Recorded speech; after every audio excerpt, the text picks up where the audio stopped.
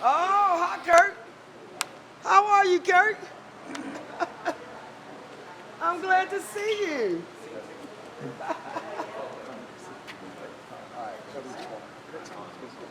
Kurt, I cannot recognize you. I'm so glad you came. It is, isn't it? Oh, you got to talk to the kids. Okay. It is. Something we need to preserve in the hands. Absolutely. Yep. Yep. Yeah, just whatever is comfortable.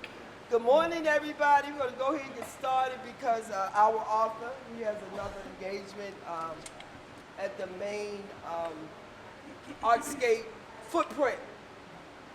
But this is today and yesterday. We were given permission to have Artscape in the neighborhood. All right. And we named it Imagination Aroused. And why did we do that? We have been in the process as a community over the last 5 years, looking at the history and culture of West Baltimore and its assets, and looking at how to add an economic framework to culture and economics to re-enhance West Baltimore. We developed a leadership council. Margaret Paull is one of the leaders that has been a part of our learning. We did a lot of reading, a lot of agitation, a lot of meetings, and we do agitate. And what does that mean? It means that we ask a lot of questions, and we push and we pull, because we are trying to build new knowledge, share knowledge, and make a difference in the community that we care about. And for me, it's a sense of belonging, a sense of place, because this is where I was raised in West Baltimore and did all of my education. You know, Harlem Park is the junior high school that I went to. Culturally, I think, a real short story. So back then, I don't know what they do now in middle school. So they called it junior high school when I was coming out. But every day we had to sing the school song. And I still remember the school song. I mean, that is culturally how things were grinded to you and how you were conditioned to be a certain way, think, behave, so on and so forth. So we have a special sponsor. This is being sponsored by the City of Baltimore Department of Transportation under the Reconnecting Communities grant, and it's called West Baltimore United, along with Baltimore Office of Promotion and the Arts. They sponsored the event. The Imagination Aroused has been sponsored for the last 5 years by our public economist out of Lafayette College. He will be here. His name is Dr. Flooney Hutchison. And you think I'm an agitator? Oh, you just have to experience him. But I think it's a wonderful thing to be able to share our knowledge, ask questions, come up with answers, and continue to work to do what's important. And I think a bigger overview of the work that we've done is that it is also rooted in another economist that many of us may know, who has been a mentor on the project, which is Dr. Donald Harris. He is the father of Camilla Harris. And so many years ago, Dr. Harris rooted his framework of economics into capitalism in terms of it should create human flourishing for the whole society. And some of our framework is steeped in his scholarly work. And so I just wanted to throw that out. We've had, I call it some big time people working with us and generously sponsoring us on the ground, on the community level. So I'm gonna introduce Peter Brooks. He's the family of one of our cultural historians, cultural artists, entertainer, Camp Calloway family. Thank you. Peter Brooks got this. Professional agitator. Ladies and gentlemen, look around you. Just look at this place. This is West Baltimore reimagined. The Harlem Theatre. I mean, can we give like an ashe or a round of applause or just a sentence of respect to Anthony and his brother, Charles, is it? Yay. And his mother. And his mother who put this together. Yeah. And so your experience walking in here is the equivalent of what you're about to experience throughout the day, starting with our great author, Evans Paull. We'd like to welcome you to West Baltimore Reimagining, where we're going to pave over the mistakes of the past without paving anything at all. The road to nowhere. Proof that even city planners sometimes need to stop and ask for directions. I just also wanted to say, in terms of this space, for me coming in here as a trained artist or filmmaker, what have you, I just wanted to say to you how much I admire the coherence. As you wander and take in the space, it is coherent. Everything here has a certain theme or bloodline or genetics that runs through it as the way these things are placed and how they're placed and the directions in which they're facing. It's very, very mindful, conscious space that is about to be blessed by the history of Stop the Road to Nowhere, Mr. Evans Paull, who has put together a book that really we are all going to be proud of when we hear the advocacy and the strength and the power with which this community stood up and stood for itself and is going to do so again. We turn it over to you, Mr. Paull. Okay, thank you. Thank you. So, thank you especially to Denise. I'm so pleased to be part of Denise's amazing network of doers and people who really try to get things done for Baltimore. I must confess I've never been to the Harlem Theatre before. This is an amazing place, so I'm doubly pleased to be here. So when I started writing the book about the road wars, am I loud enough? Oh, okay. Hello?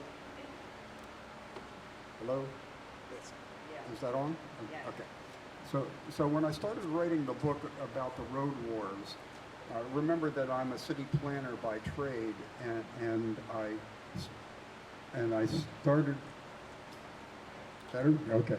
And I started writing the Road Wars book basically as an extension of how I'd been writing for 45 years like a city planner. Now, if you all have not read city planning books, you're really not missing a whole lot. But just to illustrate how we write, city planner writes a love story. Esther loved Ellis because, bullet point 1, bullet point 2, bullet point 3. That's how we write. So I had a little bit of an aha moment in the middle of writing the book, and part of that had to do with interviews that I was carrying out with Denise and Reverend Smith. Denise told me about growing up, and at 9 years old, her father had to be relocated out of the Franklin Mulberry corridor.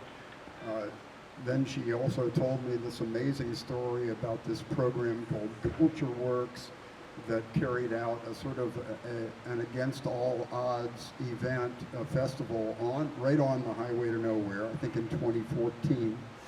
And the Reverend Smith told me about growing up in Rosemont, and I'm going to get back to that in a few minutes. But gradually what happened was that writing as a city planner kind of got replaced by all these stories that people were telling me in interviews.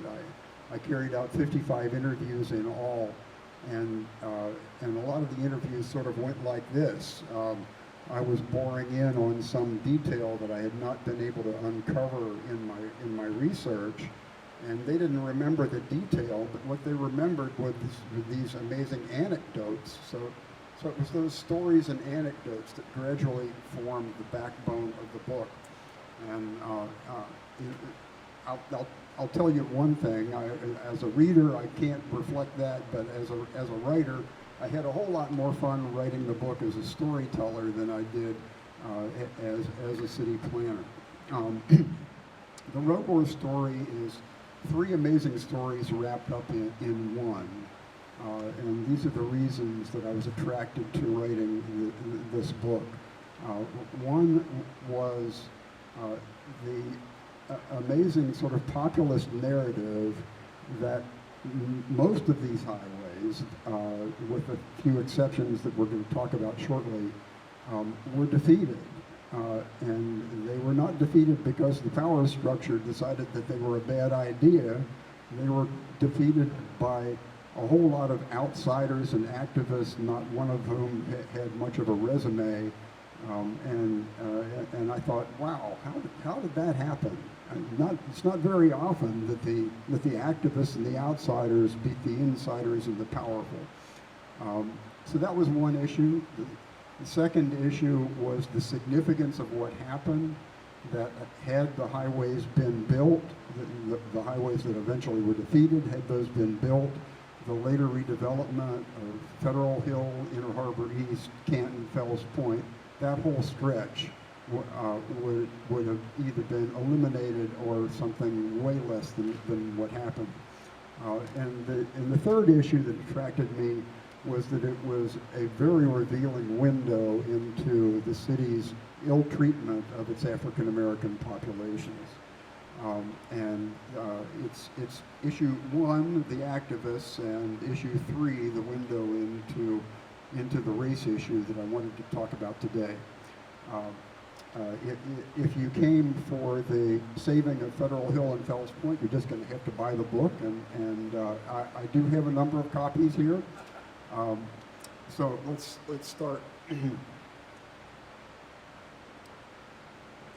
In 1944, Robert Moses, the New York Highway and Public Works mogul, came to Baltimore as a consultant and proposed an expressway with the express purpose of the routing to go through the lower income African American neighborhoods in East and West Baltimore.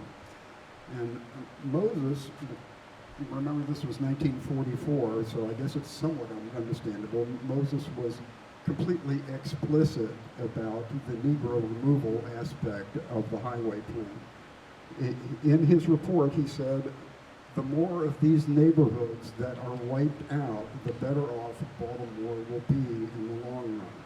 And everybody knew what he meant by these neighborhoods. He also said, we do not propose to tear down familiar and cherished landmarks which cannot be replaced. Nothing which we propose to remove will constitute any loss to Baltimore. Now Moses, you could make a good argument, was malevolent in his intentions, that he was racist, but the Road Wars problem goes beyond Moses and racism, and it goes to the professions that I represent, city planners and engineers. We approached the idea of highway planning with a series of numbers at our that were available to us at the time. We looked at substandard housing. If a neighborhood had, let's say, more than 25% substandard housing, it was deemed to be a slum and therefore a candidate for clearance either by urban renewal or by highway acquisitions.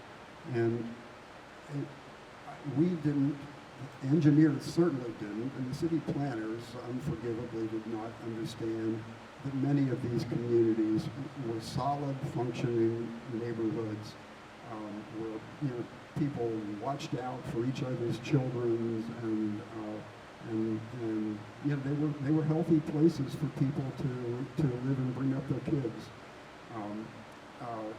So bad on us city planners, really bad on the engineers, and Robert Moses gets the prize for this. So Evans, can I just say something real quick based on what you said, if you don't mind? So we have the Reconnecting Communities grant once again. West Baltimore United Justice City is calling it plans for West Baltimore Highway. And based on what you said and the traditional process of engagement and design is still being used, in my opinion, and to be able to influence a different way of thinking to usher into something new other than the old way of thinking. Yeah, I just wondered how we can influence that based on, you being a planner and what you were able to reinterpret with the storytelling part of your work. Well, the road wars are a case in point of people forcing their way into the discussions, forcing their way by creating massive movements, forcing their way by challenging with lawsuits, by challenging environmental impact statements, and the power structure did not give way easily. Eventually, democracy worked to an extent.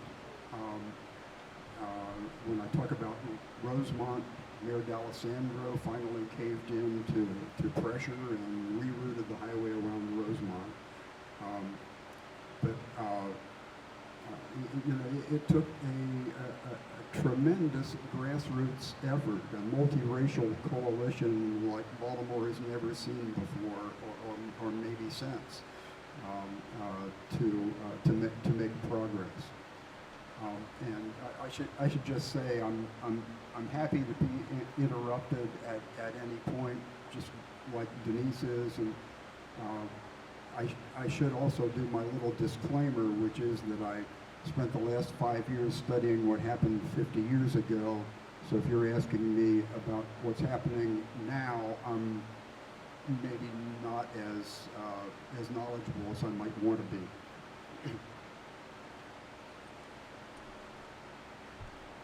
So from 1961 to 1968, you can see that the plan got modified here, but this is the 10D plan that was in effect from 1961 to 1968, and this is the core of the highway battles. The African American communities are Rosemont, middle-class African American community just west of the highway to nowhere, Harlem Park and the highway to nowhere, and Sharp-Leadenhall in South Baltimore. We're going to be talking more about all those, but all three were right in the crosshairs of highway plans. I wanted to talk about Rosemont first. So Rosemont was the unfortunate connector between the highway to nowhere here and the highway through Lincoln Park up to the west. And the engineers, in all their wisdom, basically drew a straight line through Rosemont without paying any attention to trying to avoid residential acquisitions. Rosemont was a solid African American neighborhood, and the Reverend Smith recounted he grew up in Rosemont. He had to move when he was 19 years old, and he talked to me about what a cohesive neighborhood Rosemont was, and he illustrated with, I think, a nice little story. Which was that his mother died when he was 6 years old, I believe. But the neighborhood was so cohesive. He said when his mother died, he gained 20 more mothers. So the neighborhood had that kind of cohesiveness, that kind of pull together to solve problems.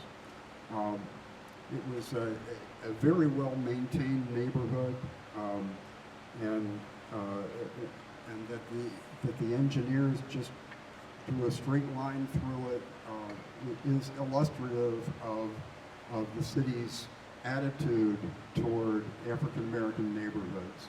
You know, a solid middle class white neighborhood, you just would not have seen this.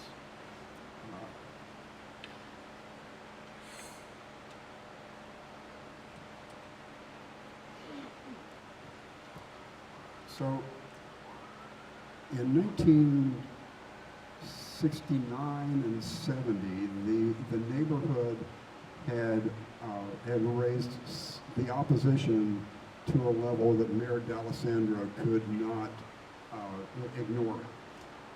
And finally, his consultants came up with a solution that bypassed Rosemont. It was a tremendous victory. And the folks that were largely responsible for that were Joe Wiles, pictured to your left, and Mary Rosemond. And Joe Wiles and Mary Rosemond both had interesting stories. Joe Wiles was a scientist who worked for Aberdeen Proving Grounds, and there was no place closer to Rosemont relative to Aberdeen that he could live. He was locked out of all of those neighborhoods between Aberdeen and Northwest Baltimore. Stunning. So Mary Rosemond also had an interesting history. In her childhood, her family was relocated for highways in Jacksonville, Florida. So she moves to Baltimore, and lo and behold, she's getting relocated again. And I've come to realize that this is something that most white folks really think is, my golly, that is a phenomenal coincidence. But for African American families, it was not a phenomenal coincidence. Between highways and urban renewal, there was a lot of relocation, and folks often affected more than once. There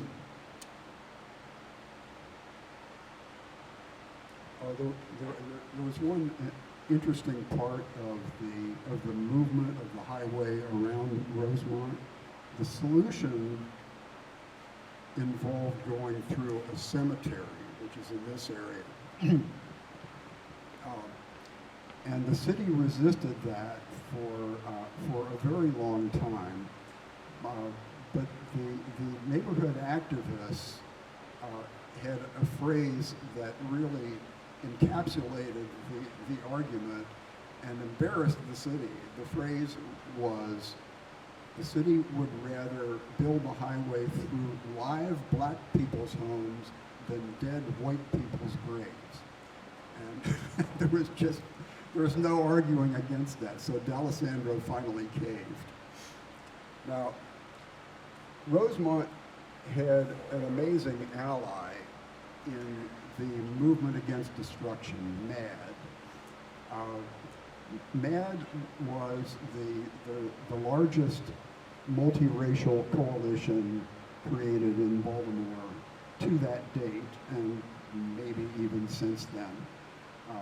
They pulled together the East Siders that were primarily white with the West Siders that were primarily black, and they formed a very effective coalition.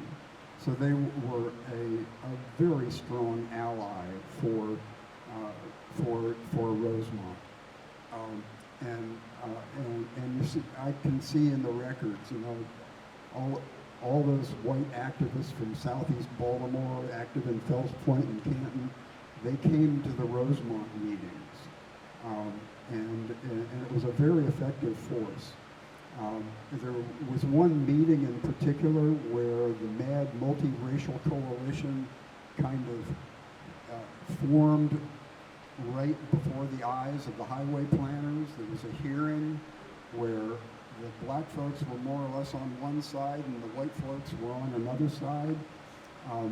And one of the guys who was a white guy, actually, a white guy representing the cemetery part of the group, got up and said, you know, you guys, the black folks, are saying that the highway should be pushed to the cemetery, and we're saying, no, not the cemetery, but really we should all come together and just say, no damned highway.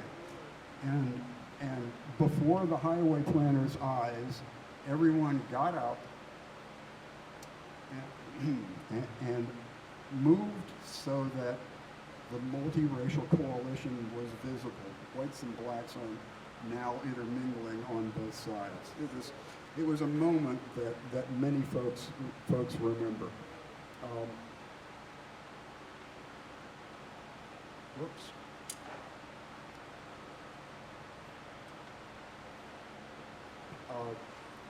So the highway wars benefited enormously from folks who had history with the civil rights movement. I'm picturing here Stu Wexler, who was the guy who primarily pulled together that multiracial coalition, and he had an amazing history with the Congress for Racial Equality.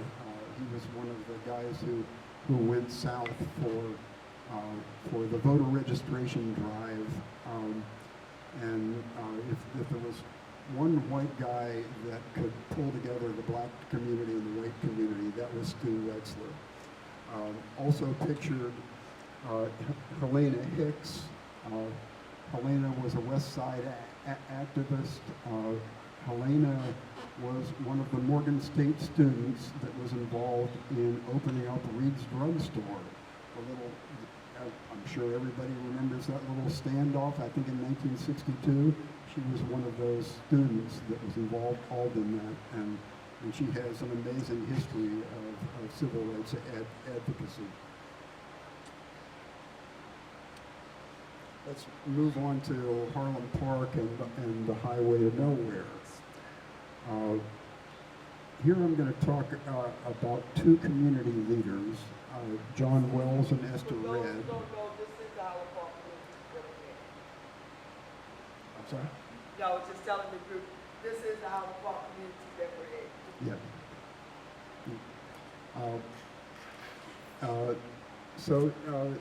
In 1967, a group was formed called the Relocation Action Movement, and that group represented Harlem Park, Poppleton, Rosemont, the African American communities impacted by the highways. And these two folks, John Wells and Esther Red, were the main leaders. Esther Red was another civil rights activist. She was active in opening up department stores in the early 1960s. John Wells was an interesting guy. He and his family had lived in public housing. He was a bus driver, and he had been able to relocate out of public housing and bought a house in the Franklin-Mulberry corridor that they were very proud of and made a lot of improvements to it. And then the highway was coming through. So John was mad. So he was a fiery guy, and a lot of folks regarded the relocation action movement as somewhat radical. But when you look at their positions, they actually moderated. They were not able to oppose the highway in total because they didn't have a historic area, a park, or anything that would be leverage against the regulations and laws of the day. So instead of opposing the highway, they worked primarily on compensation for folks whose houses were being taken. And they had a totally amazing victory when they convinced the city, the state, and the federal government to pay $5,000 extra over and above fair market value for the houses that they were acquiring. $5,000 doesn't sound like much, but it's $42,000 today. So they had an amazing victory, even though they were not able to stop the highway. I have a question about that. Yes. I just wonder, as I was reading what you were having here, how come a movement couldn't coalesce more to focus on stopping the highway? Because I mean, getting the $5,000 is certainly going to be helpful to everybody, and not most people didn't get it. But was there really an attempt to just find a coalition to stop the road? Well, that was really the movement against destruction, and the Relocation Action Movement was part of the movement against destruction. Part of this was timing. This was an early acquisition, and a lot of the acquisitions had happened before the opposition really got underway, and also before this larger coalition came together. So their political calculus was formed at a time when they didn't have as many arrows in the quiver, if you will. Can I add something else? And so I also believe, because I know that the federal government, because of the disasters that they have created over the years, intentionally have to do engagement now to get the buy-in. Back then, I don't think that was a policy that was included in the decisions that they made to do what they wanted. And so, over time, with all of the disasters, even now with the Reconnecting Community grant, West Baltimore United, they're doing engagement because it's required. And back then, it wasn't required. What was the actual year that the acquisition that passed? That they could begin the acquisition? 1967. It was 67. Okay. In So- that period of time, if you're, of course, of a certain age, segregation was a real thing. And I like to say, hey, segregation was a real thing. Black folks weren't taken serious. That's kind of how I interpret it. So 67 is that year where segregation was a real thing. So we're isolated. White folks are isolated. Everybody is isolated. And who has the power? We knew we didn't have the power, but we did the best we could. So yeah, the acquisition started in 1967. The timeline does not make Mayor Schaefer look like a solid decision maker. In 1972, there was an injunction against the highway going through Lincoln Park. In 1973, the highway to nowhere went under construction.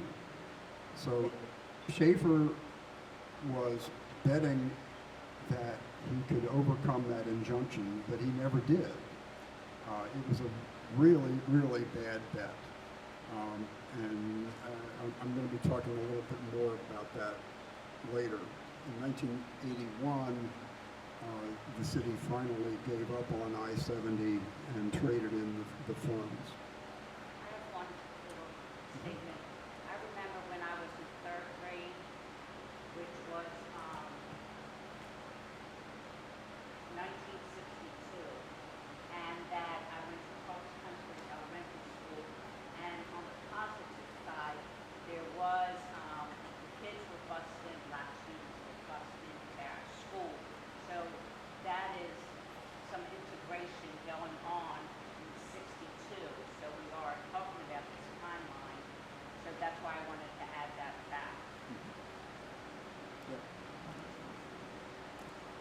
That So- doesn't mean this was wrong. So I didn't know that was happening in 62. I really didn't.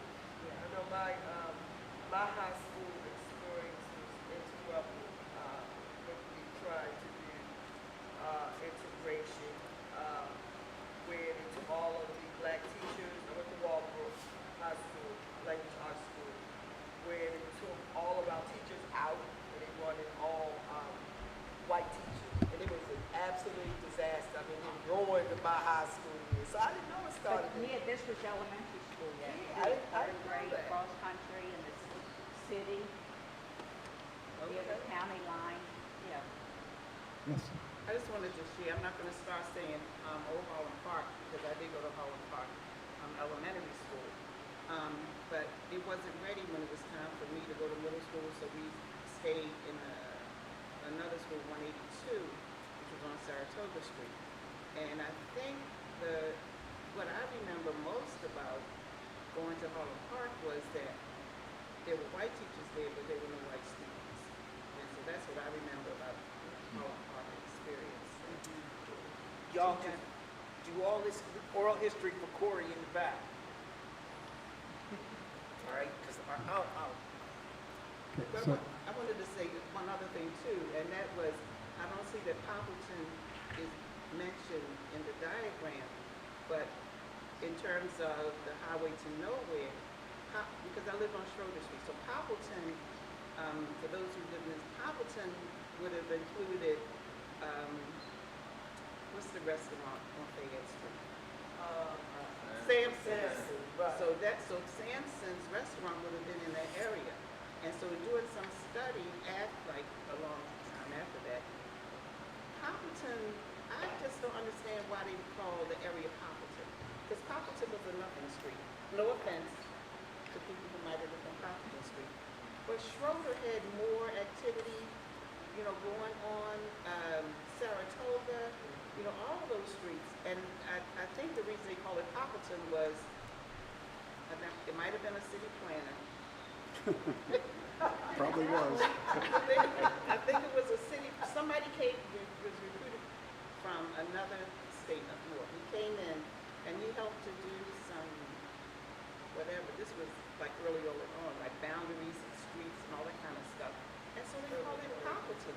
Poppleton was like a no place. It was just a little teeny street with a liquor store. And so they called it whole community. That's all I'm saying.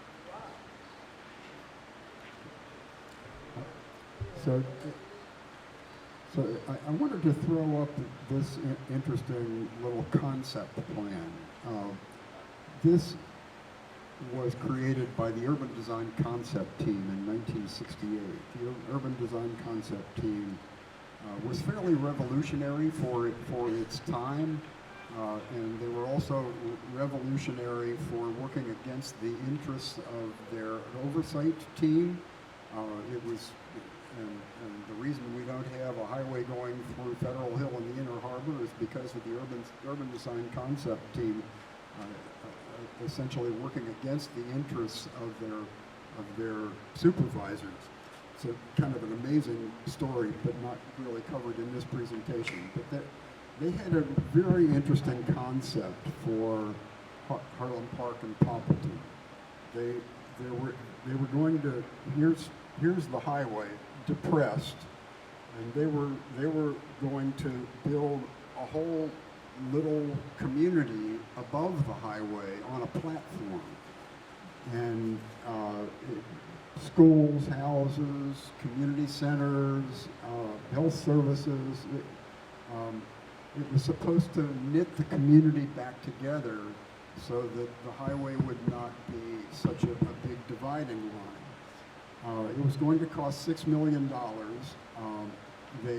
They lined up the funding, they lined up the backing, but the problem was that 6 years happened in the interim. Remember, the Highway to Nowhere didn't go under construction until 1973. In the meantime, partly because of the Highway to Nowhere, a lot because of the Highway to Nowhere, the neighborhood had gone downhill. There was a lot of vacancy, so it hardly made sense to spend $6 million on a platform to build all this stuff when there was all that vacant property in the neighborhood. plus some folks were very concerned about air pollution and environmental justice issues. You know, is that the right thing to do, to put all this stuff over top of an interstate highway? So eventually the idea was dropped. But even today you will see proposals for communities that were divided way back when, and a lot of them are talking about exactly this kind of thing to pull the communities back together. Has anybody actually ever done it? I mean, structurally, I can't even imagine how you roll that off. I'm pretty sure it's underway in Philadelphia. Is it? Places in New York. So like a big dig, like they did in Boston? No, it was a depressed highway, so they're just they're putting the platform on existing fast land over top the highway. So let's move on to Sharp Leadenhall. So Sharp Leadenhall has an amazing history. It was Baltimore's Center for African American Freedmen, and a lot of that has to do with the history of the neighborhood. At one time being mostly populated by Quakers and Germans.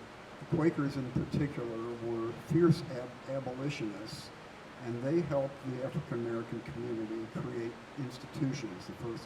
The first school, the first church, the first abolition society that was south of the Mason-Dixon line. So they created a welcoming atmosphere for African Americans. A lot of this also revolves around one guy, Elisha Tyson. He was a Quaker. He was not only an abolitionist, he was on the Underground Railroad. He used his wealth to pay the legal expenses for African Americans to get freedman status, and they think he did that for at least 1,000, maybe a couple of thousand African Americans to get freedman status. And the most astonishing thing, and this is where I want to, if anybody wants to co-write a Netflix screenplay with me, the most amazing thing was that he employed his own vigilante group to go after the Southerners that were coming up to Baltimore and stealing slaves and former slaves and taking them back south. Yes?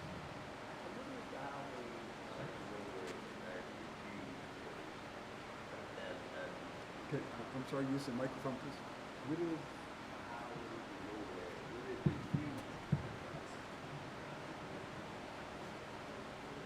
is the purpose of it right now?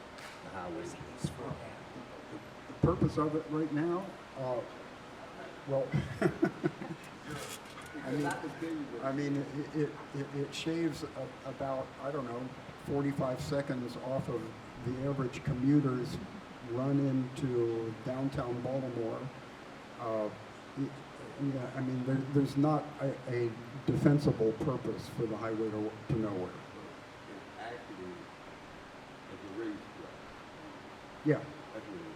yeah, We take the cars down there, yeah. and we race. Who go the fastest? It's not a good highway to do. That is what it's used for. I'm only telling the truth. It's not a big. That's all that highway is. So now, Yeah. it's a racetrack.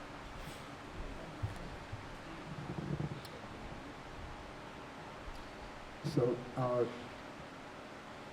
Sharp Leadenhall was a victim of both highway acquisitions and urban renewal acquisitions. It was a very low-income neighborhood. It was one of those neighborhoods, like I was talking about, that had a lot of substandard housing, but it was also a very cohesive neighborhood that functioned. But you know, the numbers indicated substandard, so let's use highways and urban renewal to clear it out. So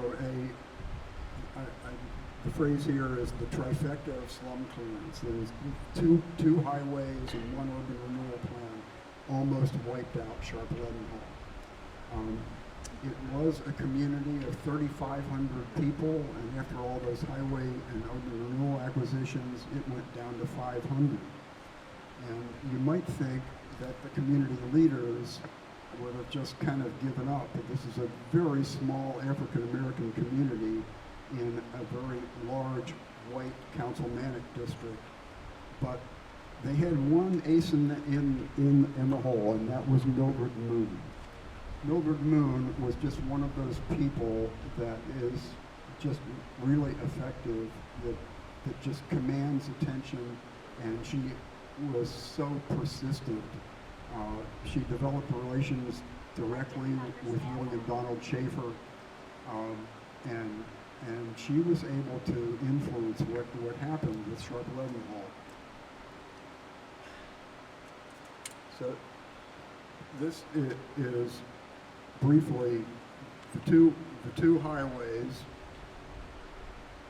and one urban renewal plan that almost wiped out Sharp Leadenhall. Now, the only one of these highways that actually got built is I-395. So this was a community that a lot of the acquisitions were done, but then the land was later freed up. And there was kind of a big controversy over what to do with that land because the adjoining area of Otterbein was being redeveloped for market rate housing. And that was a potential for Sharp Leadenhall too.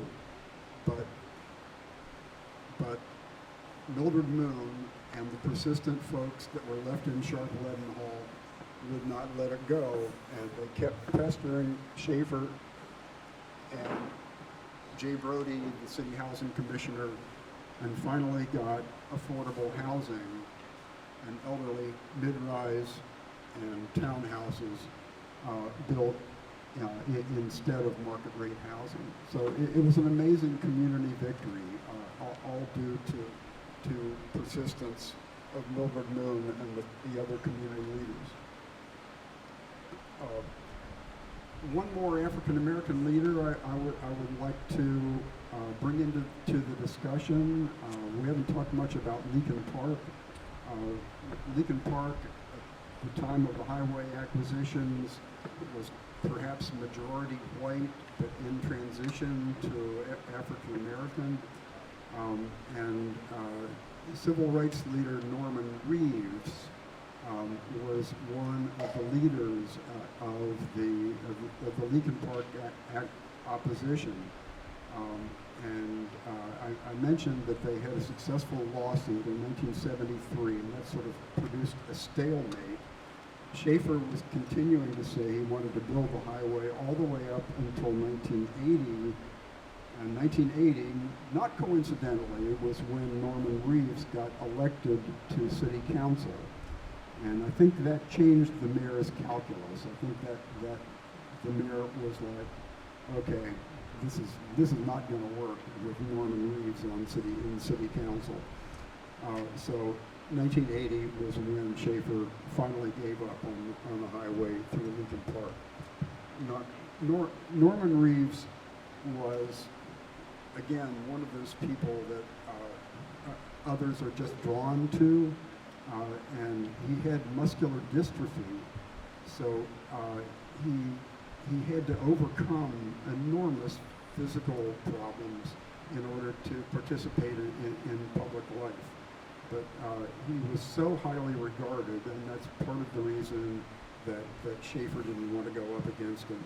He also had history with the civil rights movement. He was very active in the University of Maryland Black Coalition. So my name's John. So I have a question regarding the Leakin Park piece right there. So was the Leakin Park Expressway successful, or was it was the community successful in stopping the Leakin Park project? Yes, the community was successful in stopping it. Okay. Partly because of the lawsuit, partly because of the politics with Norman Reeves coming in, and partly because the city was running out of money. Was it an environmental issue also? Was that one of the reasons why they couldn't get it through? Yeah, I mean, they had a hard time with, they had to do what's called an environmental impact statement, and they had a hard time writing an environmental impact statement that said it's a good idea to build a highway through a park. There's another whole backstory on that I'd be happy to go into, but that would be a bit of a sideline. So this is my last substantive slide. There's one enormous what if, and this is where I completely fault Schaefer for missing the boat. In 1973, Congress busted the Highway Trust. That meant that highway funds that previously could only be used for building highways could now be used for building mass transit. Remember, 1973 was 1 year after the injunction against the highway through Leakin Park. It was also 1 year after a similar court order in Fells Point. So Schaefer had enormous obstacles in building both I-70 and I-83. Now, if you look at a map of the red line, and this is from a few years ago, it basically follows the same corridors as I-70 through West Baltimore and I-83 through East Baltimore. So Schaefer had, in 1973, an enormous opportunity to shift gears and shift all those funds from highways that probably weren't going to get built anyway, shift all that funding to transit. He had a very friendly state highway administrator in Harry Hughes,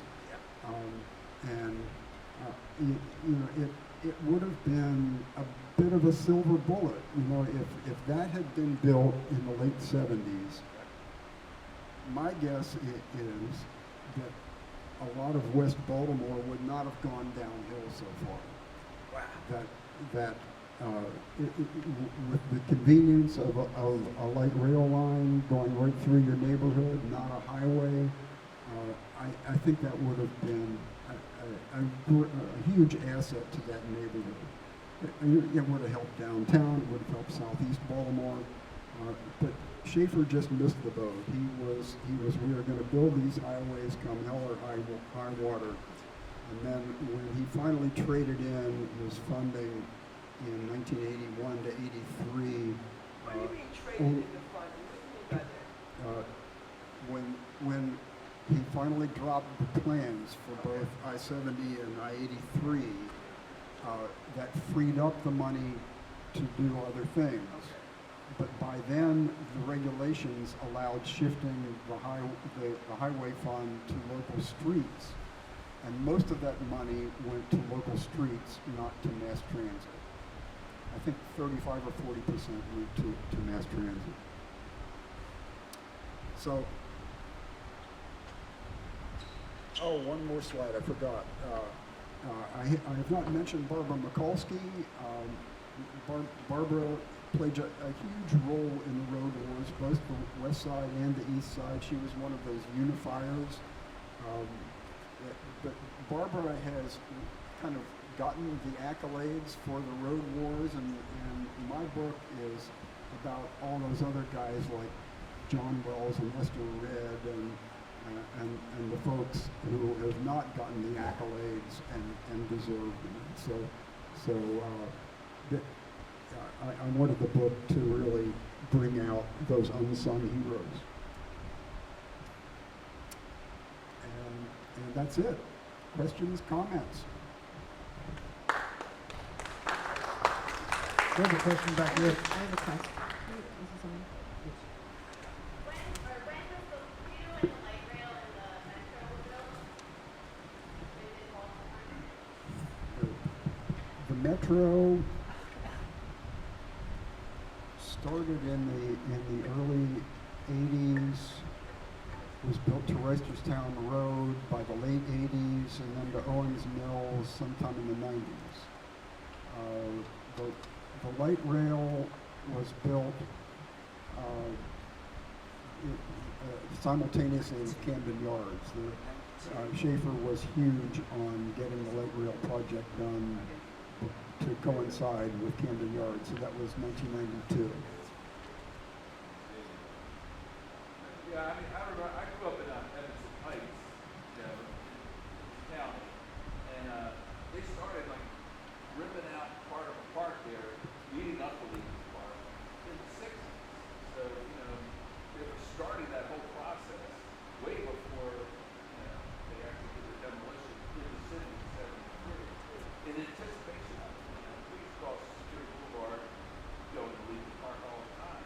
But I watched houses get knocked over and all that, you know, right in that neighborhood before all this started. So you could see what was going to happen. And, you know, our way in the city was going down Edison and back out on Franklin. You know, so we drive through there, and all of a sudden they just started tearing everything up. And as a kid, I was like, what's going on here? It doesn't make any sense to me as a child. You know what I'm saying? My take. Does anyone in the back have questions? Any of my friends in the back? No. Thank you so much for your presentation. So my name is Brendan Ladburn from the City of Baltimore. I just want to learn more about how they're trying to repair harms done by the highway to nowhere. The city received a $2 million grant from the U.S. government. It's a 2-year planning grant. We're in the process of figuring out what to do next. I know the deadline is in this area. There's a lot of programming, a lot of opportunities for this next iteration of this area. So if you want to learn more about that, go to streetsofbaltimore.com. We have a whole planning process that we're going through, and be part of that. Yeah, we hope to see you at future events. Brother, it Thank you, said Brian. to repair the harm, and I was wondering if you all would indulge me as I just poured tiny libations in honor of the people who we met in this presentation, Stu Wexler, Helena Hicks, John Wells, Esther Red, Mildred Moon, Alicia Thompson, Norman Reeves, Barbara Mikulski, Gloria Ull, Joe McNeely, the organizations that helped us, your ancestors who brought you here today, and all of your ancestors who have brought you here today. We pour libations, we say thank you, and this is how we start the healing, coming together in ceremony. It's our spirituality, you know, that pulls us together, irrespective of our race and beliefs and things like that. So thank you for indulging me in this ancient African tradition to start the healing here in West Baltimore.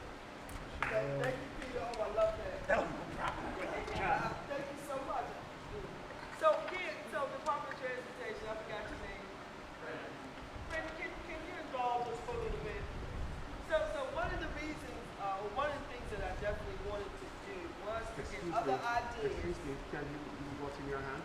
Yeah, I wanted to get other ideas. Our next person is doing a learning exchange, and the community itself has put together some ideas over time about what they think should happen with the highway to nowhere. Our next learning exchange has its framework too, and I'll let that person reveal that. But I definitely wanted to use this opportunity to be able to get suggestions from people that show up about what they think, what they feel and think should happen on the highway to nowhere that will benefit West Baltimore. Yep. So that's my question. Anybody can respond if you want to. Hit it again. Tell them again. What's the question? The question is, what are your thoughts about what should go on Baltimore, West Baltimore, That's right. highway to nowhere, that will be a benefit to West That's Baltimore and to the city of Baltimore? Speak now or forever hold your peace. We don't want to hear any complaints down the road now because you had a chance. But I also want to emphasize that this is not just about asphalt and rocks and pavement and transportation. This is about people's lives. We need to talk about the future and what we can imagine, and we're in a space of imagination. But we also need to tell our stories to Corey Harris of the Maryland State Archives. He's here in the corner. He's asking for your stories, your remembrances, growing up in this neighborhood, this theater itself. We also have to capture something of the past so we can know where we're going in the future. There is nobody better for that than our next speaker. Right? Yeah, so any But response let's to hear your questions? responses. Yeah, what can you imagine for the future for this highway? Just right off the bat, whatever you think.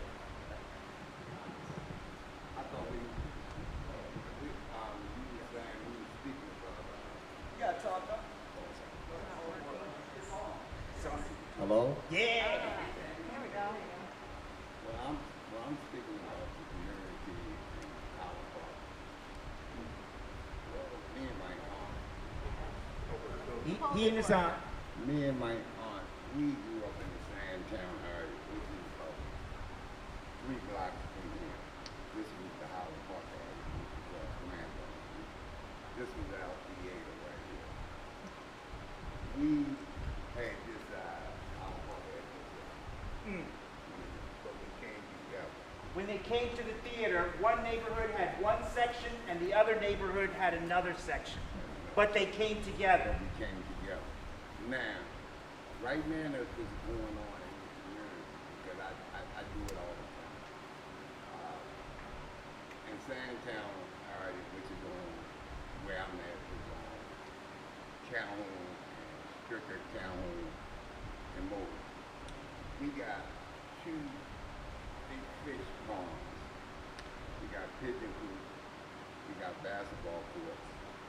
Right, and we got 2 lots that the city, we got agreement with the city where we keep the grass cut, no trash on the front. I mean, in the area, the kids, it's an interracial neighborhood, man. You know, the kids, when the ice cream truck come up, they go to Big Dining, which is the Walker Dining, which is the or the rest of the community. We buy the kids, they go ice cream, and we try to teach them what's going on in the community and what's going on in the world. But now, speaking about no, honestly, what are they trying to do about that? What are they doing? What is it? Well, that's what we're here for. Yeah, I mean, He's saying how a sister neighborhood used to sit in a particular section, and that sister neighborhood now has a fish pond, roller skating, basketball courts, we got jumpers, jumpers. we got them bouncers for the kids. That's one potential. We Recreation. got little basketball things for the kids to come around there. We got Recreation. We Yeah. got fish ponds, we got pigeons, we got chickens and Chicken coops. I mean, no, you got chickens, they running around. Chicken. Yep. Right down the street. That's one thing. That's our little community.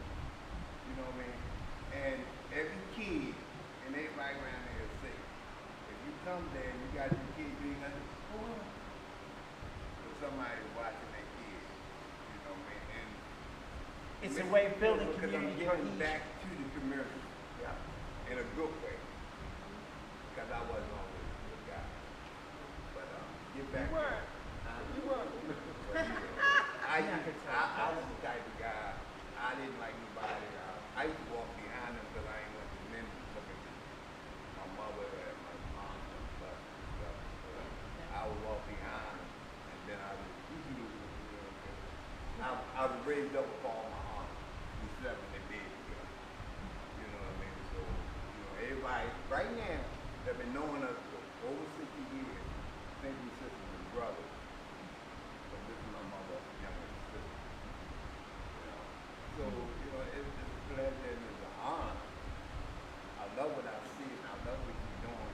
And I'm trying to give back as much as I can in my way. But I only know one way to do it, and that's the right way. You know? We're gonna pass the mic does work for everyone's knowledge. You just have to speak into it. This one works too. I've been pondering this question for a while, which is one of the reasons I'm here. And I have a long story I share at another time, but I'm just wondering, since that highway has been there for decades, and it's been a physical fracturing of what used to be, I'm just wondering, what are the dynamics like now across the highway? Is there still a sense of community from one side to the other? Or have people developed more relationships on their side, you know? More because now, see, one time, if y'all familiar with Montgomery Ward, one time, because if we go down Montgomery Ward, we have to fight. Well, because it was a white It area. was a white area. And if they come from, they will have to fight. That's black eye. So now, what you speaking about, now, people are coming together. And with other ways, some of it ain't the right way, some, you know what I mean, but they're coming together. Because like I say, in the neighborhood, we got Hispanic, we got Latino, we got white, we got black, we got African, we got, you know what I mean? All the They diversity. people, I mean, it's there, so we keep saying, yeah, we have it, but we still, but always keep in mind, we always still represent where you came. Meaning that if you came from where y'all came from, you can talk to me, but you won't say, yeah, but I come from North. So on, so that's represent the neighborhood in a good way. In a good way. So for me, the whole framework of the community got disconnected, and people don't interact. This is the city of Baltimore, and that's somebody else's language. But this is my interpretation. So the structure, the highway to nowhere structure, what it did was make it difficult to pass across because streets were blocked off, bridges were put up, and so naturally people, talk about planners, talk about engineers, I don't think, even to this day, they think about the organic way that people move. And all you have to do is look at some of our street designs where you have to actually walk to a corner. And it could be one of those real long blocks to get across safely. Or if you look at Mondawmin in terms of how they designed Mondawmin Mall, you have to walk in the street to get on the subway. So the point that I'm making is designers don't think about how organic people are. And so when they put up the structure, it made it difficult to see our neighbors. We still knew our neighbors. We still found a way to interact with our neighbors. The other part of the whole planning and naming process is, you mentioned it, call a neighborhood Poppleton, and you live in this area, it's like, oh, Poppleton is just one street. You create a Harlem Park, and if you go 1 or 2 blocks over, you're in Sandtown, Winchester. You go 2 blocks over, you're in Franklin Square. It's all West Baltimore, 21217. I don't know who decided to rename and separate us mentally in our mind, because we know one another. I interact with Franklin Square, I interact with Sandtown, Winchester, I interact with all of the communities. We know one another. Why? Because people are organic. So that is how I understand that. I like to say, reinterpret that reconnected, because we're not disconnected. We are connected. So, I just, you all hear me okay? yep.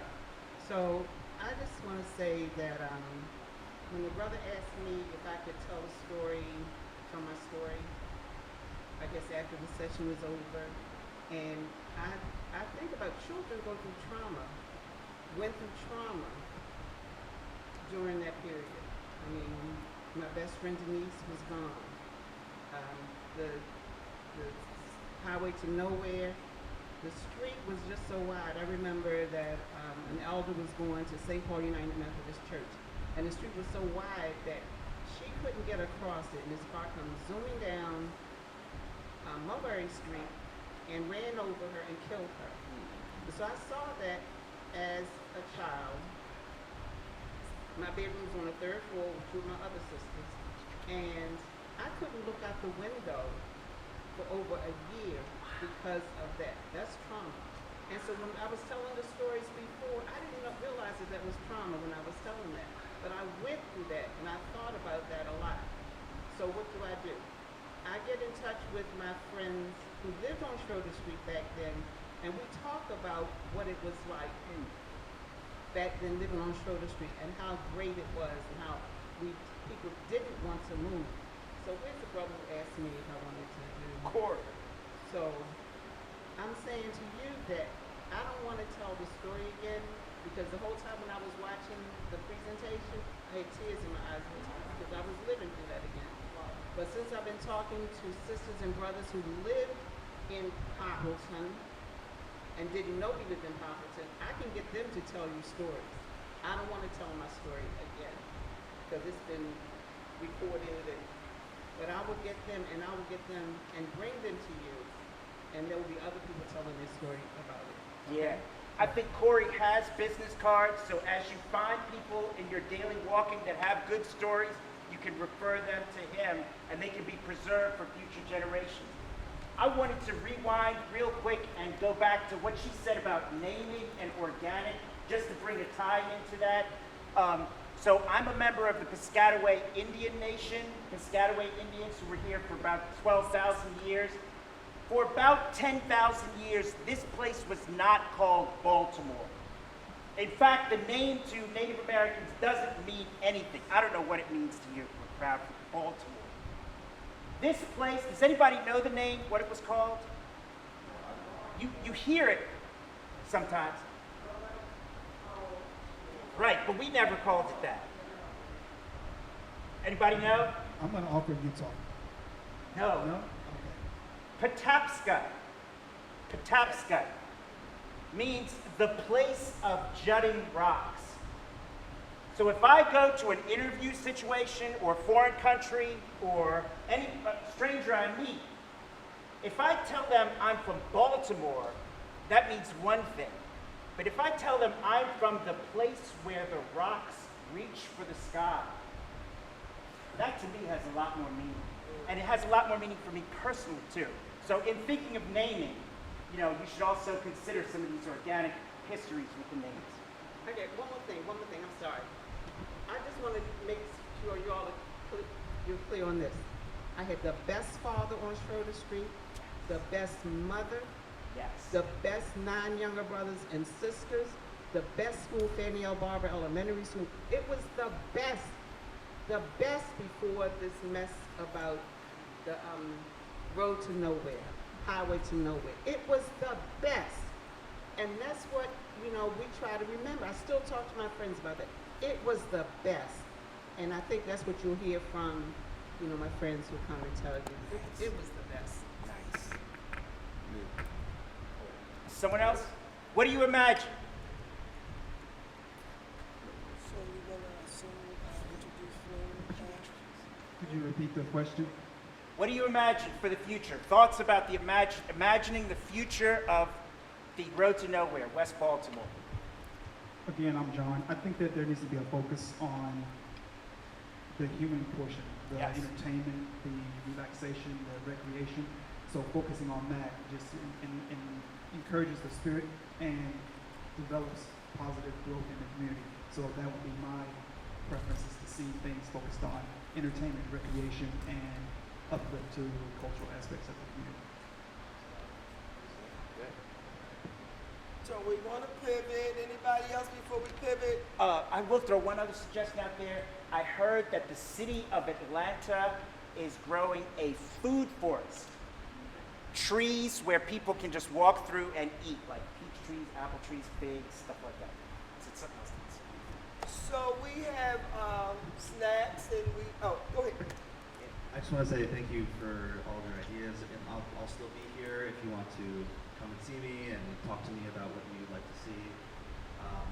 For context, we have a couple of high-level concepts right now that one involves filling the trench, completely filling it, and the other one involves capping it and letting the depressed highway still remain.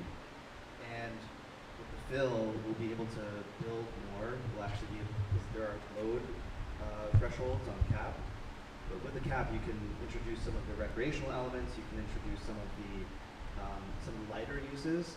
But with the fill, you have more of the opportunity to actually rebuild the community. So come and find me if you want to keep talking about it. I'd be happy to have a conversation. Thanks. So we have snacks in the lobby. We did ask that you not eat in the sanctuary. So we take a break, get some snacks. We have water. Thank you, Kurt, for the donation of the refreshments. And then we're going to move into our next learning exchange. I hope you're comfortable enough, interested enough, patient enough, have the time to stick around. And guys, the next presenter, I'm telling you, is going to be like fireworks. This guy has been around the world doing economic development like this. When you hear his story, it is absolutely unbelievable. And you talk about an agitator.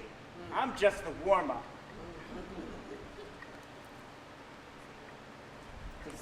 Yeah. Thank you again to Mr. Evans Paull. Let's give him a round of applause. Get us started, Jerry. All right, take a break.